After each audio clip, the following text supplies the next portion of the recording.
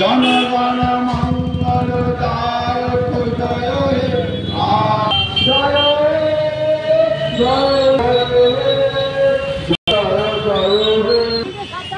Doctor Mukherjee 72तम बलिदान दिवस Bharatiya Janata party सारा भारतवर्षे समस्त ब्लक থেকে শুরু করে বুথ স্তর পর্যন্ত আমরা এই প্রোগ্রামটা করছি।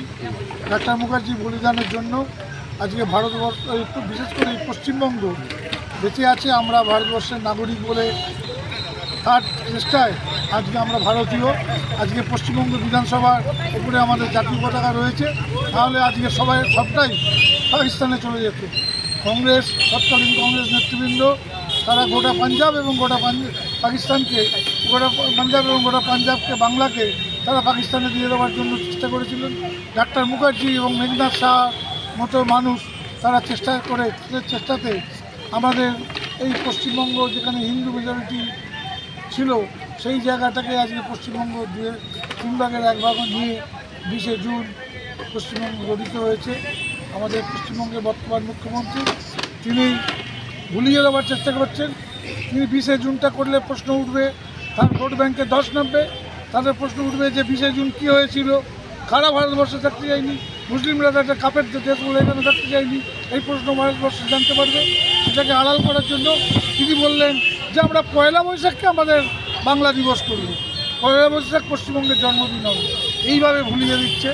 এই জন্য আমরা ডাক্তার মুখার্জির বলিদান দিবস এবং জন্মদিনের মাধ্যমে পশ্চিমবঙ্গবাসী এবং পাঞ্জাবের সমস্ত জায়গাতে আমরা এই জায়গাটা তুলে ধরছি, এই কথাটা তুলে ধরছি। এখন সৌভাগ্যের বিষয় বাংলার বৃহৎ শ্রেণীর মানুষ তারা বিশ্বাস করছে যে আমাদের কথা ঠিক।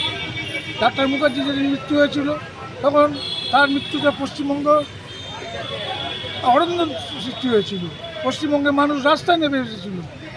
কমিউনিস্ট পার্টি সেই দিনটাকে ভোলাবার জন্য এক পাশে ট্রামপাড়া আন্দোলন করেছিল, সব সময় আমাদের সঙ্গে বিরোধিতা করছে, সব সময় আমাদের সঙ্গে চক্রান্ত করছে। এইটাই আমরা সবাইকে বলতে চাই।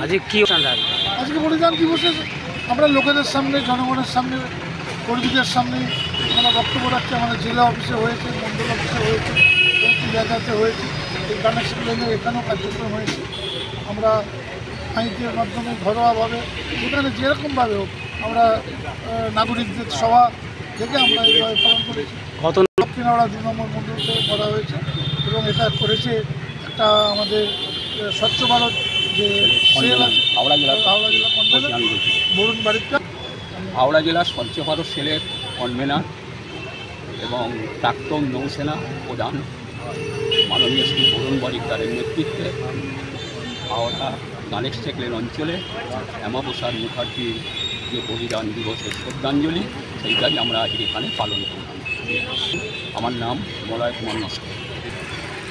বলার একটাই কথা, এই যে আমরা আজকে সবাই জড়ো হতে পেরেছি শুধু ওনার জন্যই। উনি ছিলেন, আছেন, থাকবেন।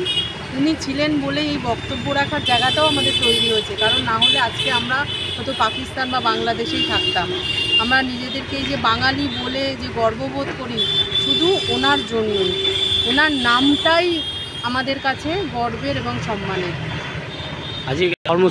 বলিদান দিবসটা সারা বাংলা কেন সারা ভারতবর্ষে পালিত হচ্ছে এবং সগর্বের সাথে পালিত হচ্ছে।